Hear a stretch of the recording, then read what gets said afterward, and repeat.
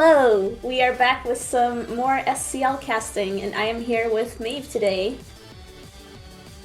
So Hi. this this time we will be casting a match between the Howley Heat and the Castelia Copers.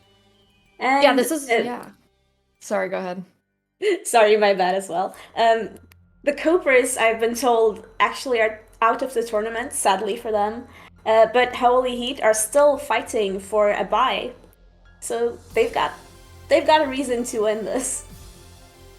Yeah, this match to me is really interesting, right? We're going to be showing Jamie Kean and Bennbuild. Bennbuild was actually originally supposed to be on the Howley Heat, I believe, ended up actually going to the Castelia Copers. I'm sure at this point, looking at the record, it's a little bit bittersweet, I'm sure. However, Howley Heat do have an incredible record right now with those 4 wins. Like you said, they are fighting for a bye. There is a really nice opportunity as well, I think, for them I think, to get either a good pairing against the other teams in the league. It really does help when you have that ability to take that time for those extra breaks. Plus, we are still going to be able to see another opportunity for this Spike Myth Cup. Of course, all of these teams that have been shown so far are all currently Spike Myth, as there hasn't been any Series 13 yet played. But interesting to me, I think, is the teams that I'm seeing on Howley Heat and how similar they are to the team that we'll be seeing Jamie Kean bring in just a second. Yes, so as has been pointed out to me, Jamie Keane's team is basically a chalk variant, whereas Bennbuild's team is, I think, plenty interesting in its own right. It seems to be an extremely offensive team with a darker Shifu, that Chandler possibly being a bit of an anti-Trick Room mon, and then the Tornadus for probably a Tailwind option as well. Yeah, looking at Jamie Kean, right? Just talking about him as a player, 2022 VR World Cup manager for the United Kingdom. They had a really interesting season for that World Cup run. Malmo Regionals top 32 in Series 3 right before we had the pandemic kind of come up on us. Three-time World's competitor, Bennbuild, 2018 World Seniors runner-up. So this guy has literally been on the top stage in VGC 2018. Liverpool Regionals top 32 just this year, and the Smogon VGCP L2 runner-up with the Prankster. So both of these players, they have a lot of experience in both these fun online team and draft formats, but also incredible results as well. I mean, we're looking at a world champ runner-up right now, which is, there aren't a lot of those in the world. So I think it's going to be really interesting for Jamie to kind of bring something that is a bit of a throwback to a format that we all know and some of us think fondly on, but not so much. And by bringing Kangaskhan into this game without its ability to have a mega evolution, I think is something that Jamie brought a bit for fun, but I'm interested to see how he plays it. Yes, I'm very interested as well. I actually saw a Kangaskhan in an earlier SCL match today, and it was a pretty spicy set, so will be exciting to see if Jamie Kean is using that same set. And this will be my second time casting a match of Jamie Kean's to be more specific. So that's fun as well. But I do have to mention that Bennbuild, even though he was a world's runner-up in seniors, he's definitely a player to be reckoned with in Masters as well. Yeah, one of those players who I think, especially right now, if you looked at how much I think he cost 3.5K. That feels to me like an underpay. One of those players who I feel like may have been worth more than that. But getting into this first game here, we see from Bennbuild that is Tornadus and Urshifu coming out, nice offensive lead, and Kangaskhan and Tapu Koko from Jamie Kean.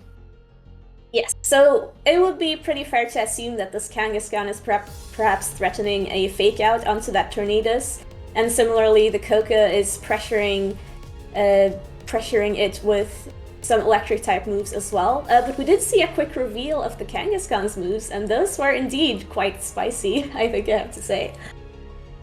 Yeah, I think it's going to be really interesting, right? Just to see exactly how you end up playing this. Urshifu is going to switch out, though, going to bring in the Serena, Pokemon that can definitely handle some of these electric type attacks a little bit better. Fake Out is going to be stopped, though, by that Queenly Majesty from the Serena on the opposite side of the field. And Tailwind will ensure that Bennbuild is going to at least be moving faster for a short amount of time. Electro Web will help to kind of mitigate that, though, getting that damage onto both of those targets and dropping the speed on both of them as well. That extra damage, I think, onto the Tornadus is really going to pay dividends. Yes, I have to agree. Getting that damage off is nice, though it is a bit of a shame, perhaps, that Benbel was able to stop the fake out quite easily. Now we do have the last resort on Kangaskhan, and since it only knows Fake Out as its other move, that means it's gonna be getting the damage boost here. Yeah, Volt Switch from this Tapu Koko into the Tornado is plenty enough to knock out, especially thanks to that chip damage from the Electro Web, going to be getting that big threat off of the field. Also does show as well that it's not the Defiant, not a different variant there, so it is still able to have those Prankster moves, which is something that doesn't look like Jamie has a great way to maybe put a stop to, unlike having something like that Queenly Majesty on the opposite side of the field.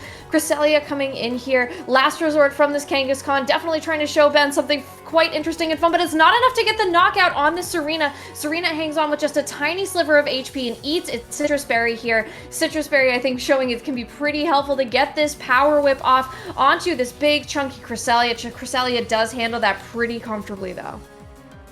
Yes. So that survival on Serena was pretty clutch. It looked to be really close. And it was also notable to me that the Tapu Koko just went ahead of that Tornadus. Thanks to that Electroweb, I have to suppose. But now, I think this is looking a little trickier for Bennbuild. Yeah, this close combat into this Kangaskhan is going to absolutely be enough to get that knockout thanks to that Dark-type Urshifu. It will take the drop in its defense and special defense, which you may not want to deal with against another Pokemon on the opposite side of the field, but Cresselia can't hit it with its Psychic-type attacks, and Taunt is going to ensure that it can't set up in any way, shape, or form, which it really would probably like to. Icy Wind, though, was the move of choice, continuing to slow down the Pokemon on the opposite side of the field. It's actually enough to knock out the Serena here as well. Critical hit, I was going to say that had to have been, does get that speed drop onto the Urshifu, still helping with that Tailwind that was set up a couple of turns ago from that Tornadus. And this at least means now, too, that Jamie Kean is free to send in something to maybe try and move faster, like that Tapu Koko. Like you said, Nihilego will be coming out for Ben on the opposite side. Yes, so the taunt from Serena is actually interesting. I was kind of not expecting that. So that also reveals to us that it's not an Assault Vest Serena, for example. But yes, the Koko is in here again. Bennbuild still has one turn of Tailwind up, which is a little tricky for Kean here. So actually, despite getting some key knockouts, I think this could still be anyone's game. Yeah, I think the opportunity now, especially to continue to click things like Electro Web and Icy Wind, is going to be really nice, but you have to get rid of this Nihilego before it can do something really dangerous. If it's carrying something like that Power Herb plus Meteor Beam, it's going to be able to do a ton of damage, but Sludge Bomb, super effective damage onto that Tapu Koko, a ton of damage, brings it down into the red. Firing back with a Dazzling Gleam, though, is enough to knock out that Urshifu, thanks to that 4x super effective. Does do a little bit of damage as well onto the Nihilego. Nihilego going to be taking an Icy Wind from the Cresselia, so no moves like Psychic or anything coming out this turn. Does very little damage, but again, those speed drops really add up as this Tailwind peters out at the end of the turn. Yes, so also interesting to note that the Koko managed to survive that larva comfortably, which is because this is actually an Assault Vest Koko, so that is a cool item choice by Kean.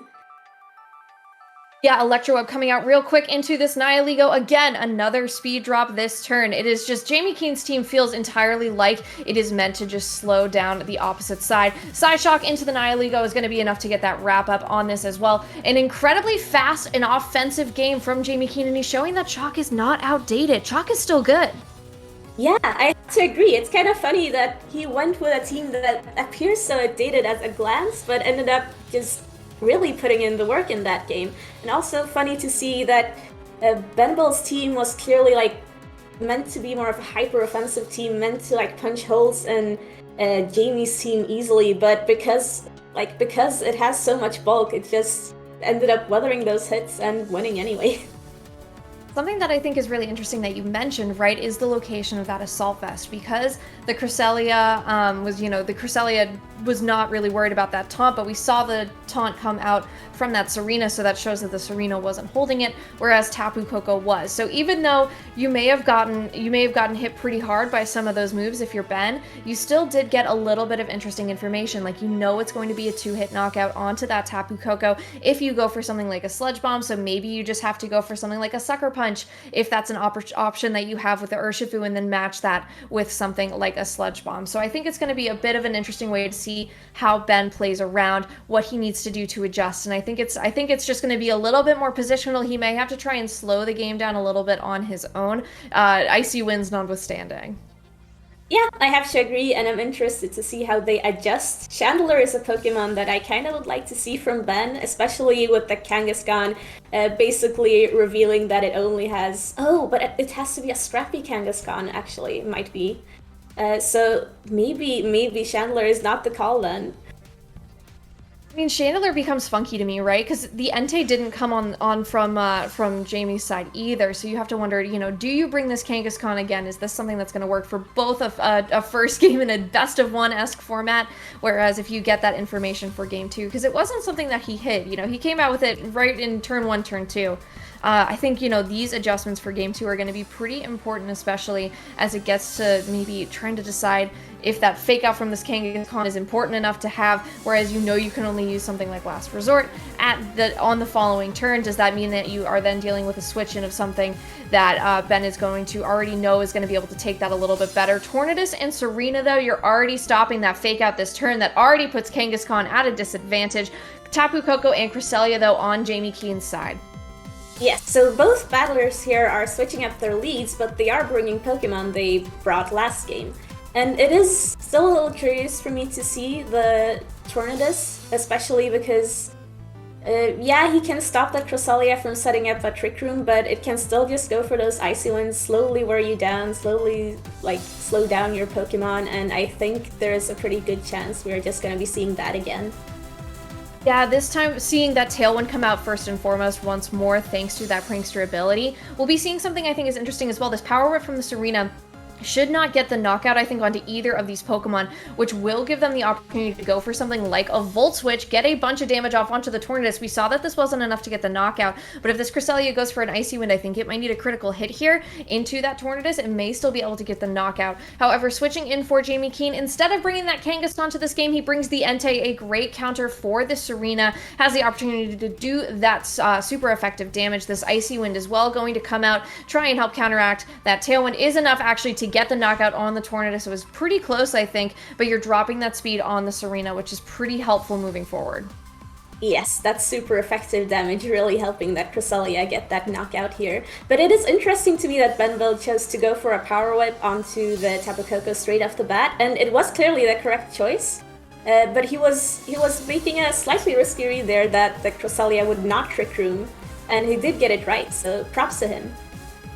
Yeah, Serena switching out here at this point, definitely feeling the heat from this Entei. Bringing in the Nihilego, like I said, if there is a Meteor Beam on that Nihilego, it's going to be really happy in front of the Entei. Entei also realizing the danger it's in, brings in Amoonguss. Amoonguss, thanks to this electric terrain, cannot put anything to sleep, but Wicked Blow right now from this Urshifu, gonna still be able to do a critical hit, that extra Dark-type damage onto the Cresselia. It's enough for a knockout and a one-hit knockout onto this Cresselia. I almost got excited about a critical hit, even though I knew it was gonna be one.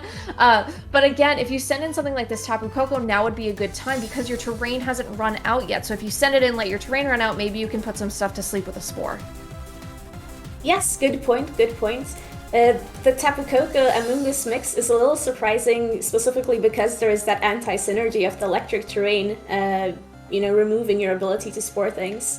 But it looks like Kean is... Okay, he was considering the Entei for a minute, but he does go back into that Koko as you suggested, and again, this is interesting because at this point, Bennbuild's mons should be faster since there is that Tailwind and the Urshifu has not taken an Ice and Wind yet. So curious to see how this works out.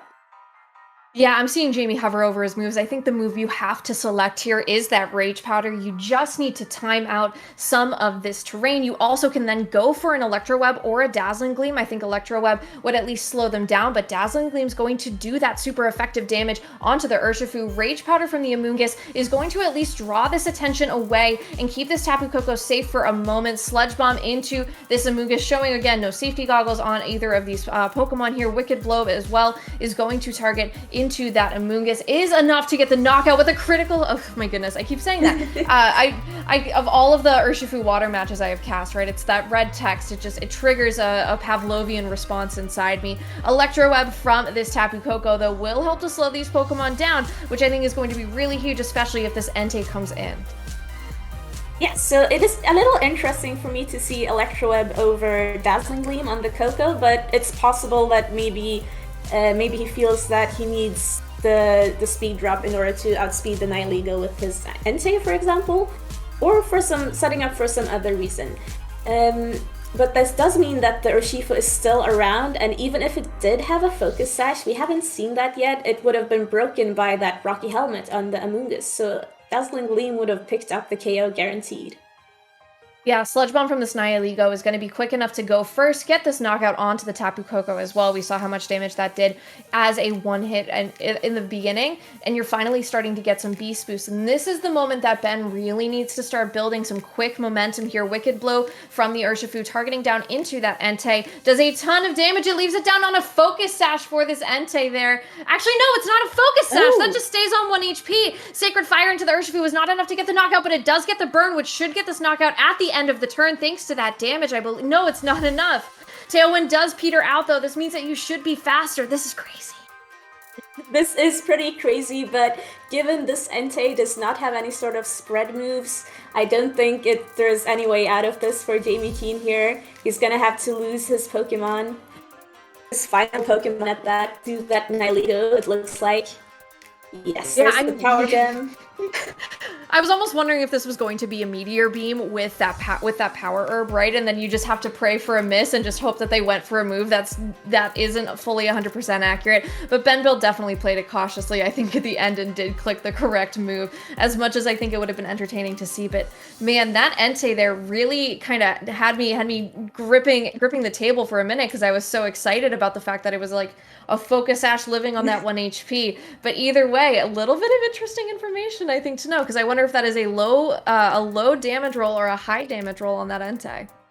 Yes, I'm curious about that as well. When I first saw that 1 HP survival, I was like, oh, is this a Focus Sash? But then it wasn't. It was one of those so-called invisible Focus Sashes. Yeah, absolutely. Those ghost focus sashes are super interesting, I think. One thing that's interesting to me as well is that Amoonguss, you brought it up, it has that anti-synergy with this Tapu Koko, and that basically means as well that if you're bringing them, you want to lose one of your Pokemon before, you want to lose the Tapu Koko before the Amoonguss comes out.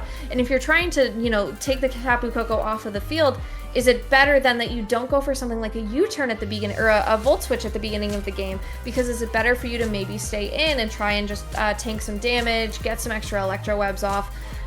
I mean, if the Amoonguss comes in the next game, it's got to do more than just sit on the field for one Rage Powder. And Amoonguss is known as a tanky Pokemon, we just didn't get to see it. Yeah, I agree, but there is still some value in bringing Amoonguss just for that Rage Powder utility, or maybe for like late game scoring after the electric terrain wears off. So we're gonna see if he changes things up or not this game.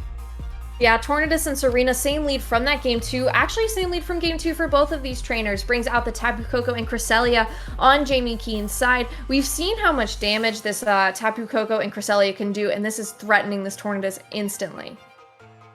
Yes, and we do see that Jamie Kean brought the same 4 mons as he did in game 2, so he's pretty comfortable in his choice there.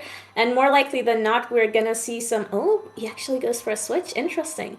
We actually also see the Trick Room from the Cresselia, which is an interesting choice, given that the Serena could just go for that taunt here. Yeah, you almost have to wonder if Jamie kind of baited that there wouldn't be something like a Trick Room, trying to force this Tailwind to come out and no taunt. But there is a taunt from the Serena. It goes off into the Cresselia. Cresselia is not going to be able to go for that Trick Room at the end of the turn. And because the Entei switched in, that means that is a really nice turn for Ben. Yeah, Ben read Jamie like a book, you could say, but then this Entei switch in on Jamie Kean's side is also interesting because that's staring down the Serena now, which is probably gonna be forced to switch as well. Air slash miss on that Cresselia. Serena going for a U-turn this turn, probably trying to at least get as much damage off, maybe a flinch as well. Serena going to switch out here. This at least will allow for this Cresselia to maybe go for something like an Icy Wind, as it has been in those past games, dropping the speed of the Pokemon on the opposite side. You get a little bit of chip damage as well. Nihilego coming in once again has the threat of that Power Gem onto the Entei. Entei's Sacred Fire, though, targeting down into the Tornadus, does do a nice chunk of damage, gets the burn as well. Jamie getting pretty lucky with these burns here. An Icy Wind from the Cresselia. Thanks to this burn as well, I think it's going to be enough to get the knockout on the Tornadus at the end of the turn, thanks to that little bit of chip damage as well. And the speed drop on the Nihilego, I think you need one more of those before you're faster than it as the Entei. Yes, though there is the possibility that this is a choice scarf Entei and that the Nihilego is perhaps not max speed. Stuff like that is entirely possible here, so you never really know for sure when it comes to those speed stats. And that Tornado survival as well, even with the air slash miss, that means, I mean, this opens up the possibility for example, air slash flinches for Bennbuild here, so that is worth taking note of as well. Entei going for a protect this turn, just trying to stall out maybe some of that threatening power gem. Meteor Beam from the Nihilego, if this targeted into the protect, is going to be an absolutely huge call from Jamie. If it targets into the Cresselia, it still would be a nice amount of damage on a Pokemon that's really bulky and can do that super effective damage to you. Going to charge up thanks to that Power Herb, and does look like it is targeted down into the Cresselia on this turn. Is not enough to get the knockout, but you do get that special attack boost, which I think is going to be really important. Cresselia revealing its item here is that Citrus Berry, going to at least heal up quite a little bit more. Air Slash from the Tornadus into this Cresselia as well. Does bring it down just to 7 HP. Does hang on some pretty key survivals here as this Tornadus is finally knocked out thanks to that Burn Recoil. Psyshock from the recoil there. Psyshock from that Cresselia into the Nihilego is enough to get that knockout, and that at least gets rid of the Pokemon that got that burn and was your big threat onto the Entei. Yes, so a lot of things happened that turn, but we do see that if the Cresselia had taken that first air slash damage, then it would have been KO'd by now, so that is definitely very unfortunate for Bennbuild. I think he's pretty sad about losing out on the KO in that way. Still, he did manage to get the turn correctly. He did read that Entei's protect, but we also saw that the Cresselia straight up knocked out the Nihilego with Psyshock. Yeah, I was wondering if maybe he was trying to just get a critical hit and maybe fish for getting that damage. May not have known exactly how much he needed, but this Wicked Blow from the Urshifu down into the Amoonguss is enough to bring this Amoonguss down to 1 HP. This Amoonguss is not holding a Focus Sash, so that is a second 1 HP survival for Jamie Kean. U-turn into the Cresselia is actually gonna, be enough to get that knockout there. Jamie Kean has had 2 Pokemon live on 1 HP. Neither of them have had the Focus Sash, and that is, that's just unbelievable to me, as he's going to bring in that Tapu Koko. Yes, I think it's difficult to deny that there is definitely a bit of luck elements happening in this game, but it's funny to see all these invisible Focus Sashes. And again, we see the Amoonguss and the Tapu Koko combination, but I think in this instance, it's kind of nice to have that, that support of the Amoonguss, which can either Pollen Puff or go for those Rage Powders.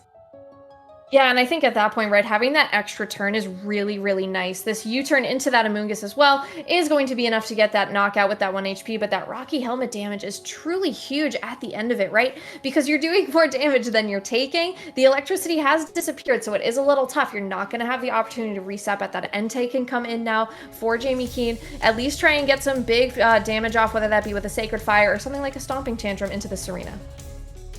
Yes, it looks like he's going for that Sacred Fire. The Stomping Tantrum would not be enough given the Serena resists it pretty nicely, but with both the Entei and the Tapu Koko being able to double up on it here, I think this game is locked for Jamie Kean. However, I do have to, shout out how Bennbuild played. He was reading Kean pretty well, and I think that Air Slash Miss unfortunately really sealed the game for him. I would have been interested to see how it had ended up if he had gotten that Cresselia knockout earlier.